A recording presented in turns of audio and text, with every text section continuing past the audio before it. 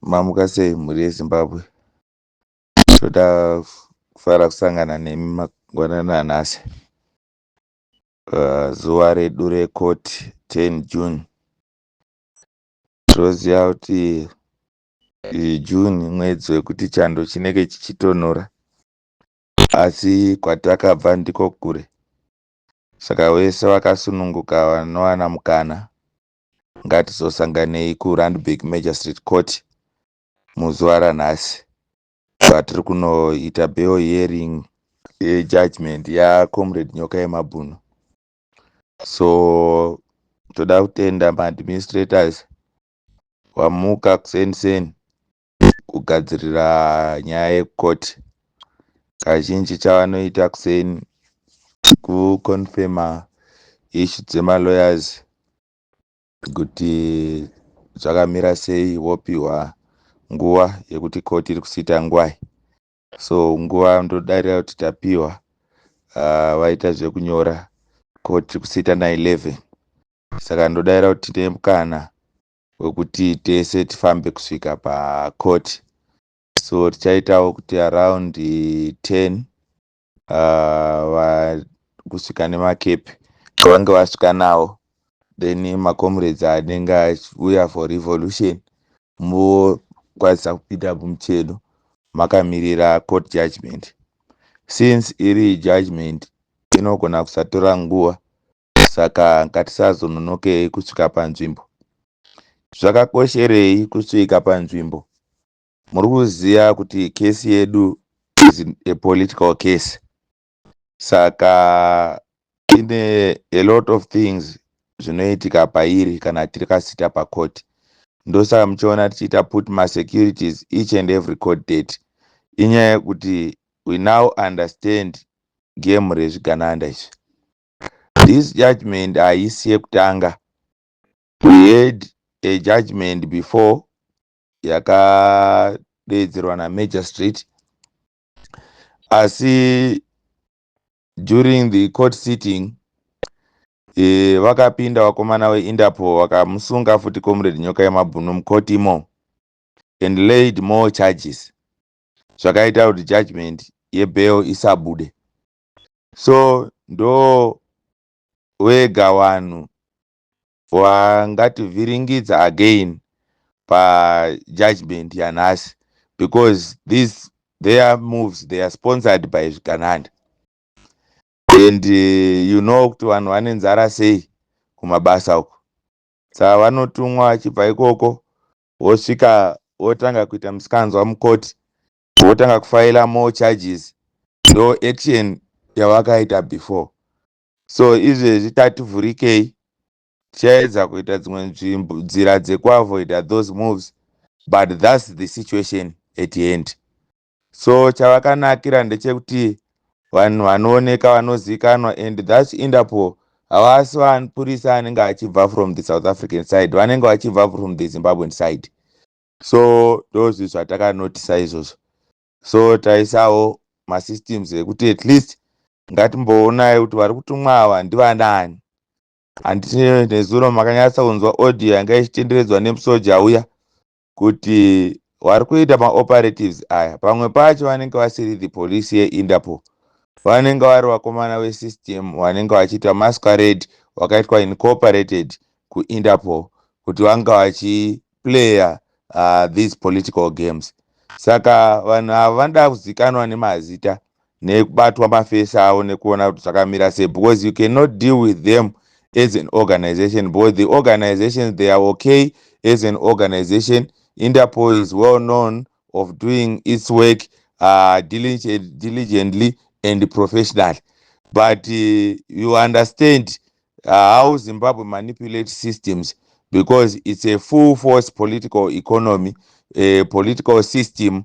Hakuna chimwe chinhu chinofungwa negovernment yekuZimbabwe about development.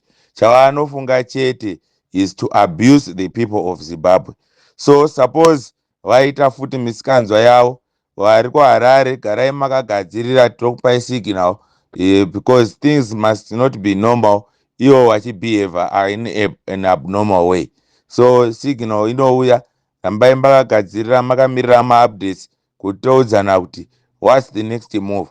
Suppose takwanisa kuwana bail, todayira kuti the security team neteam inogadzira nyaya dzekukoti yakaita put everything in place, then dzemalawyers hatichatauri. I'm sure admins wati brief kuti ano kumurisaro wake we have put in place everything zvamakati tiite. Takagara taudzana kuti panzira yemasoja the main principle kana tiri kushanda nemaservices evanhu, bhadharai zvamunotenga. Handiti mazviona zviri kunzira dzemasoja idzodzo. So we put every effort to make sure kuti whoever is working with us ari kuti offer service achibhadharwa nesu ari kuwana kubhadharwa kwake in time. So watibriefa kuti on that side vakabata basa rakanaka. So toda kutendai maadministrators, then all stakeholders and political parties who put hand. I think takamention last Monday patakakumbirwa nemaadmins kuti tikupei vote of thanks. Takabata ipapo, tinokutendai. Then vari kuenda kukoti ngatisangane kukoti, then tononzwa bail judgment yaComrade Nyokayemabhunu. Then kana bail yakwanisa kubuda tinotenda Mwari, kana isina kukwanisa kubuda we'll see kuti tinomove on tichienda kupi.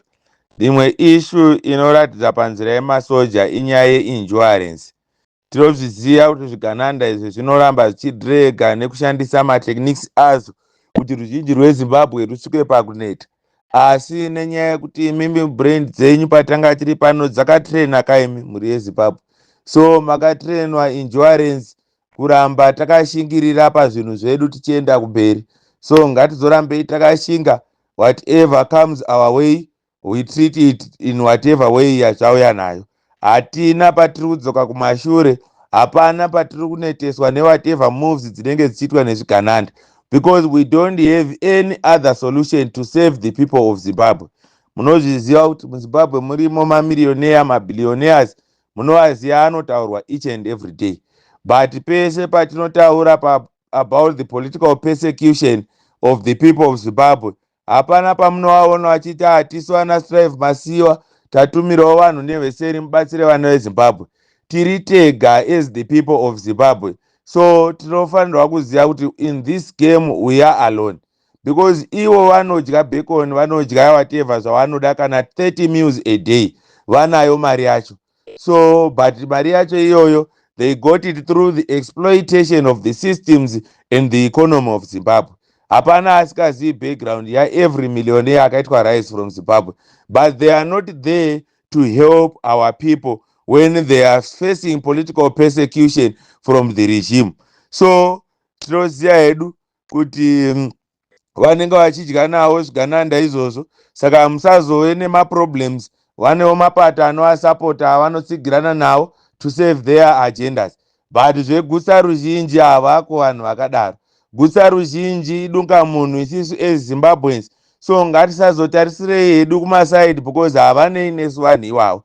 Iwayo $1 $5 atanga tichitumirana ndo akaita kuti tisvike at this stage. Iwayo support yatatichitsigirana mumagroup nekuramba takaungana tichisimbisana nekutsiurana nekupanana gwara kubva pasi from Plumtree to border yeSpunga Bay, Chipinge, Jazz.